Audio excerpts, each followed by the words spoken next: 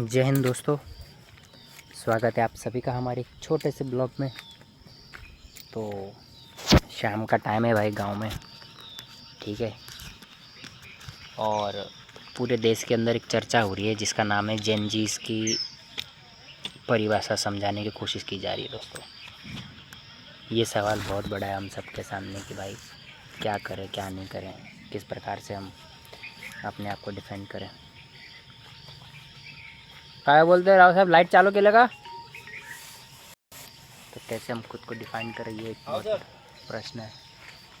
हाँ बरोबर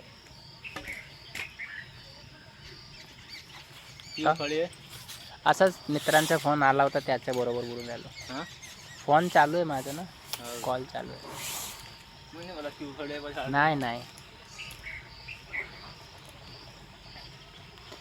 सर. तो दोस्तों, अब आप एक कल्पना कीजिए कि कैसे हैं. बोल, तिथं कोणी नाही का?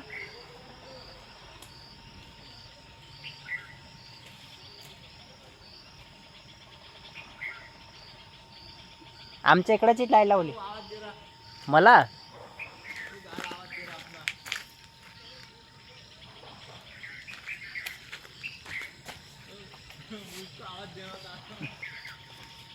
ओके, तो दोस्तों डिस्टर्बेंस हो रही है, लेकिन सवाल ये है कि क्या हमारी जनरेशन शब्दों के इस्तेमाल करने के तरीके को भूल गई है या थोड़े बहुत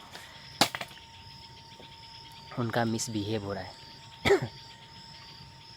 लेकिन सत्य की बात ये है दोस्तों कि जिस प्रकार से हमारे रिस्पेक्टेड देश के सबसे बड़े पद पे बैठे हैं, देश को प्रेजेंट करने वाले प्रधानमंत्री जी की माता जी को गाली दी गई, जिस तरह से उनको अब्यूज़ किया गया है, और उसके बाद उन्हीं छात्रों को प्रोटेक्ट करने के लिए सीजीआई कह रही है कि नहीं, इनके ऊपर किसी भी प्रकार की कोई कार्रवाई नहीं करनी चाहिए. एक ये संस्कार या ये परिभाषा कहाँ से उत्पन्न होती है, इसका एक बड़ा प्रश्न है दोस्तों कि ये रिवोल्यूशन आया कहाँ से अचानक से. मतलब ऐसा क्या हो गया है कि हमारे से पहले वाली जनरेशन जिसके अंदर बहुत सारी चीज़ें थी, आज़ादी थी, सब लोगों ने अचीव भी किया, बड़े बड़े टैंक बनाए, बड़े बड़े काम किए हैं, लेकिन अचानक से ये जो सडनली एक रिवोल्यूशन आया है कि जनरेशन की बोली भाषा, शारीरिक व्यवहार, सब कुछ, और एकदम ओपन सोसाइटी इतने अचानक से कैसे कन्वर्ट हो गई. तो दोस्तों, इसका मेन रीज़न है हमारे पेरेंट्स. हमारे पेरेंट्स ने हमें एकदम ओपन स्पेस दिया, किसी भी प्रकार की धार्मिक पाबंदी नहीं दी, किसी भी प्रकार की एक थॉट प्रोसेस नहीं दिया कि हमें ये करना चाहिए. एकदम इतना ओपन सोसाइटी दिया. शायद उन्होंने ये सोचा होगा कि जो चीज़ें हमारे पेरेंट्स ने हमारे साथ की, हम वो अपने बच्चों के साथ नहीं करेंगे, और इसलिए उन्होंने हमें एक ओपन सोसाइटी दी. लेकिन हम उस ओपन सोसाइटी में इतने ज़्यादा अपने आप को फ्रीडम और स्पीच का एक उस दायरे से बाहर निकल गए जहाँ हमने मर्यादा क्रॉस कर दी है. आज जब कोई ये कहता है कि जेनजीज़ ने सभ्यता नहीं रह गई है, ये बात सत्य है. जेनजीज़ मंदिर नहीं जाता है, जेनजीज़ अपनी सभ्यताओं को नहीं मानता, जेनजीज़ अपने रूल्स रेगुलेशन की धज्जियाँ उड़ाता फिर रहा है. हर धर्म में ये शायद संभवतः नहीं है, लेकिन ये हिंदुइज़्म में हो रहा है ऐसा, क्योंकि सबसे ज़्यादा ओपन सोसाइटीज़ हमारी है. आज पहाड़ों में रहने वाले लोग भी इतने ज़्यादा धार्मिक नहीं रह गए हैं. उनको पता चल गया है कि अब पैसों के पीछे भागना बहुत ज़रूरी है, क्योंकि पैसों से सब कुछ हो जाता है. जिस प्रकार से नीट के पेपर ख़रीदे जा सकते हैं, उस प्रकार से सबको लगता है कि अब गाड़ी घोड़ा खरीद कर थोड़ी चीज़ें, खुशियाँ भी खरीदी जा सकती है पैसों से. तो पहाड़ों के अंदर भी अब ये चीज़ें बदलाव हो रही है. चंद्रशिला लोगों ने देखी थी, उत्तराखंड के अंदर एक टूरिज़्म स्पॉट्स मिला है, तो एक रील की वजह से वहाँ इतनी भीड़ हो गई कि हमारे महादेव जी भी टेंशन में आ गए कि अब कितने भक्तों को दिन भर में कितना आशीर्वाद दें. लेकिन जो सत्य है वो ये है कि क्या जनरेशन का बदलाव, लोगों का ये मानना है कि जो आने वाली जनरेशन है जिसका नाम है अल्फ़ा, जेनजीस अल्फ़ा, जो हमारे बाद आने वाली, यानी कि जिनको हम जन्म देने वाले हैं, जो कि हमारे बच्चे होंगे, खैर ये लड़की का ख्याल आता ही थोड़ा मन उछल सा जाता है, लेकिन सत्य तो ये है कि हमें भी एक बार ये करना ही पड़ेगा। अगर देश की पॉपुलेशन आगे नहीं बढ़ेगी तो वैसी देश के इस तरह से बच्चे पैदा हो रहे नालायक, तो हमें भी कुछ पैदा करना पड़ेगा इस देश के लिए। तो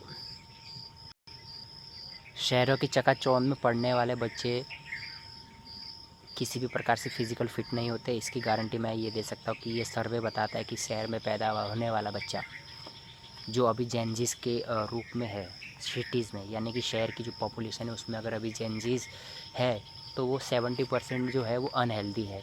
अब आप कल्पना कीजिए कि पहाड़ या शहर को छोड़कर बाहर रहने वाले लोग अनहेल्दी इतने नहीं हैं जितने शहर के लोग हैं, क्योंकि उनका कंज्यूम करने की जो चीज़ें हैं, जो हाइजेनिक फूड है, अनहेल्दी लाइफ है, शोर शराबे में रहने वाली चीज़ें हैं, और अनहेल्दी बिल्कुल भी फिज़िकल स्ट्रेंथ नहीं है जिस तरह से गाँव के क्षेत्रों में रहने वाले लोग हैं।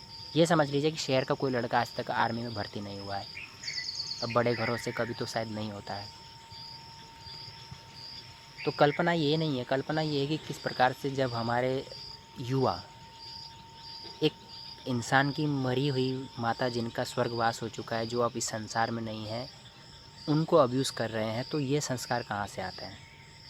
अब यदि हम सेम उसी प्रकार से उसी इंसान को जब हम उसके परिवार के सदस्य को नाम लेके अब्यूज़ करेंगे तो फिर ये चीज़ तो अपमान की बात हो जाएगी। ये चीज़ हमारे ऊपर आ जाएगी कि देखो हमारे को बात करने का तरीका नहीं है, या हम समाज में उठने बैठने लायक नहीं है। एक विचित्र सा प्रश्न है कि आप देश के सबसे बड़े पद पर बैठे इंसान की माता जी को अब्यूज़ कर सकते हैं, लेकिन जब हम कहेंगे तो हम अंधभक्त हैं। मैं मोदी जी का विरोध कर सकता हूँ लाखों बार। हमारे देहरादून में 16 करोड़ का ब्रिज बनाया था, 16 दिन में गिर गया। अब ये बात भी देखो हजम हो जाती है कि 16 दिन में 16 करोड़ रुपए का हिसाब बैठ जाता है। एक दिन में 1 करोड़ तो 16 दिन का 16 हिसाब, अब 17 करोड़ रुपए में 17वें दिन उसको मन उतर गया होगा भाई। तो ठीक है, अब इसका मतलब ये हो गया कि भाई सीएम साहब को भी पैसा खाना था, पुष्कर सिंह धामी को भी अपनी ज़मीन अपने बच्चों के लिए पैसा स्टोर करके रखना था, क्योंकि सत्ताएँ तो आती जाती रहती है। तो एक बार जितना पैसा गबन किया जाए उतना सही है। तो उनको अपने बच्चों के लिए आगे भविष्य के लिए पैसा रखना था, तो हो सकता है कि थूक पट्टी करके वो ब्रिज बनाया हो, तो गिरेगा। अभी सरकार देखेगी भाई वो तो ब्रिज ही बीच में से गिर गया, तो जाहिर सी बात है अब सरकार उसको दोबारा से फंड करेगी और फिर उसमें से फिर से गबन होगा। तो ये सत्य है कि भाई राजनीति दल वो चीज़ें भी करते हैं जो इस समाज में दिखती है, बेहतर चीज़ें दिखती है, लेकिन है। अच्छा, टॉपिक ही भूल गया मैं क्या बात करना चाह रहा था, मैं कहाँ खड़ा था और मैं किस प्रकार की बात कर रहा हूँ। हाँ, अब मैं बात कर रहा हूँ इस बात की कि भारत का जेन ज़ी अचानक से इतना परिवर्तन में कैसे आ गया है। लेकिन जो मेरी मानसिकता इस समय ये बताती है, मैं आपको इसके बारे में छोटी सी कल्पना बताता हूँ कि क्या यदि भारत की जनरेशन जिसको हमारे पेरेंट्स हैं, यानी कि हमारे देश में इस समय जब से 2000 के बाद या 2014 के बाद ये जो 10 से 15 साल गुजरे हैं, इस दौरान किसी भी प्रकार का युद्ध, सिविल युद्ध जिससे भारत की जनसंख्या या भारत के लोग प्रभावित होते हैं, क्योंकि हमारे पेरेंट्स लोगों ने लाखों कर्फ्यू देखे हैं, बहुत सारी ऐसी हत्याएँ देखी है, दुनिया भर का जेनोसाइड देखा है। तो उनकी मानसिकता और हमारी मानसिकता में इतना ज़्यादा फ़र्क क्यों है दोस्तों। अब हम ये कहना चाहते हैं कि उनकी मानसिकता से हम बिल्कुल परिवर्तन होके एकदम अलग दिशा में चल रहे हैं। लेकिन जो यूरोप के देशों में हो रहा है, जहाँ यूक्रेन और रशिया की जो युद्ध भूमि है, तो क्या वहाँ की जनरेशन इस समय हमारे जैसे विचारों को लेकर चल रही होगी? जाहिर सी बात है कि ये संभावनाएं नहीं है, क्योंकि जिस देश में युद्ध चल रहा है उस देश के लोग अपनी मातृभाषा के लिए अपने अंदर एक देश हित के भावना से जी रहे होंगे। आज वो युद्ध में है, 4 साल से युद्ध में, तो जाहिर सी बात है उनके अंदर वो प्रेरणा बन रही होगी, जहाँ वो अपने परिवार के सदस्यों को खो रहे होंगे और अपना एक राष्ट्र बनाने, अपने अस्तित्व की लड़ाई लड़ रहे होंगे। लेकिन भारत के जेनजीज के अंदर वो गुण क्यों नहीं है कि उन्होंने अगर आपको एक शिक्षा का अधिकार मांगना है, अगर आप शिक्षा में परिवर्तन लाते हैं, तो फिर तो आपकी सभ्यता होनी चाहिए थी। अब समाज में शिक्षा में परिवर्तन लाने की ज़रूरत नहीं है, अब परिवार के अंदर संस्कार में परिवर्तन करने की ज़रूरत है। जो परिवार बहुत ज़्यादा मॉडर्न हो गए, जो अपने बच्चों के सामने दारू पीते हैं, जो परिवार अपने बच्चों के सामने अपनी फैमिली को या अपनी किसी भी प्रकार की अब्यूज़ वाली भाषाएं यूज़ करता है, क्योंकि ये कल्चर नॉर्थ के हिस्सों में ज़्यादा है कि जहाँ पर पेरेंट्स या कोई भी हर छोटी छोटी बातों पे गाली गलौज करते हैं बच्चों के सामने। नॉर्मली ये चीज़ें बिहार, हरियाणा, उत्तर प्रदेश इन सब क्षेत्रों में ज़्यादा होती है। तो अब जब हम ये जनरेशन के ऊपर अपनी इस तरह की छाप छोड़ते हैं, तो फिर हम कल्पना क्यों करते हैं कि ये बच्चे उस कल्पना में होंगे कि उनको बहुत बेहतर भारत की कल्पना कर सकते हैं? नहीं कर सकते। करेक्ट। अब उसी प्रकार से जब मिडिल ईस्ट करते हैं, जहाँ लगातार इज़राइल और ईरान, इराक, पाकिस्तान, हमारे ये छोटे देश जो भी है, जो अब लगातार एक तय की, जिनको ये लगता था कि शायद हमने इतना सारा डेवलपमेंट कर लिया है, हमने इतनी बड़ी बड़ी बिल्डिंगें बना ली है, तो हम क्या अभी इस प्रकार के अपने बच्चों को बहुत ज़्यादा मॉडर्नाइज़ कर सकते हैं? लेकिन कल्पना देखिए आपकी, एक पढ़ा लिखा देश जो हमारे साथ ही आज़ाद हुआ था, जिसका नाम है पाकिस्तान, वो मिडिल ईस्ट के दोस्तों के साथ मिलके अपने आप को ज़्यादा स्मार्ट समझ के सबके साथ एक मिलिट्री की ट्रेड डील करता है, मगर उसका साथ नहीं देता है। तो कहीं एक पूरा समाज के अंदर में एक सोच परिवर्तन हो रही है दोस्तों। हम भी उसका शिकार हो रहे हैं, क्योंकि यदि हम खुलकर किसी क्षेत्र के बारे में कुछ कहेंगे तो लोग हमें कहेंगे कि हम शायद रिलीजन को हेट करते हैं। अगर हम अभी कहेंगे कि ईरान, इराक, सऊदी अरेबिया इस तरह के क्षेत्रों में परिवर्तन हो रहा है लोगों का मानसिकता का, तो लोग कहेंगे कि हम एक ख़ास धर्म के ख़िलाफ़ एक बात कर रहे हैं। लेकिन यदि हम जब बात करेंगे कि भाई यहाँ नीट का पेपर का लीक हो रहा है, तो फिर भारत के अंदर तो फिर युवाओं का कौन सा धर्म है? युवाओं का धर्म है राष्ट्र धर्म। युवाओं का धर्म है अपने धर्म की जो अस्तित्व है उसको स्वच्छ रखना, उसकी मर्यादा पे कायम रहना। लेकिन यहाँ का युवा एक स्त्री, एक माता जी जो अब संसार में नहीं है, उसको अब्यूज़ कर रही है और अपने आप को काफ़ी कूल समझ रही है।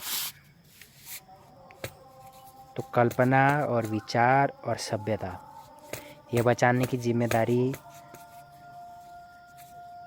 किसके ऊपर आती है? ये सोचने का एक बड़ा प्रश्न बनता है कि क्या भारत अब, जिसको हम एक विश्वगुरु की कल्पना कर रहे थे, हम कल्पना कर सकते हैं क्योंकि हमें उम्मीद होती है कि जो एक जेनज़ीज़ है या जो पढ़ लिख रहा है उसके हाथ में भारत का भविष्य है, वो एक अच्छे विचारों के साथ आगे बढ़ रहा होगा। ये सभ्यता होती है। लेकिन इस प्रोटेस्ट में एक चीज़ ओपनली खुलकर सामने आ चुकी है कि आप इस भ्रम में रहना या इस भ्रम की कल्पना न करें कि आपके हाथ से वो मस्त तितली उड़ के जा रही है भाई। तो ये सत्य है। तो ये जो एक कल्पना है, अभी जैसे हमारे, आपको शायद मेरे माइक में रिकॉर्डिंग कर रहा तो कोई इंसान अपनी प्रार्थना गा रहा है, तो जब तक उसकी प्रार्थना अपने ईश्वर से, अपने मन से नहीं होगी, तब तक शायद वो प्रार्थना सुनाई नहीं जाएगी। सत्य प्रार्थनाएं वो होती है जो इंसान अपने मन से करता है और ईश्वर और उसके बीच में कोई भी नहीं होता है। क्योंकि जिस प्रार्थना को सारा संसार सुन लेता है तो ईश्वर तक तो प्रार्थना क्या ही पहुँचेगी। सत्य प्रार्थनाएं हमेशा मन के अंदर से की गई ईश्वर को पुकारा जाता है और वो प्रार्थनाएं हमेशा स्वीकार होती है, ऐसा ईश्वर का मानना और हज़ारों लोगों का ये मानना है। तो जय जय भारत।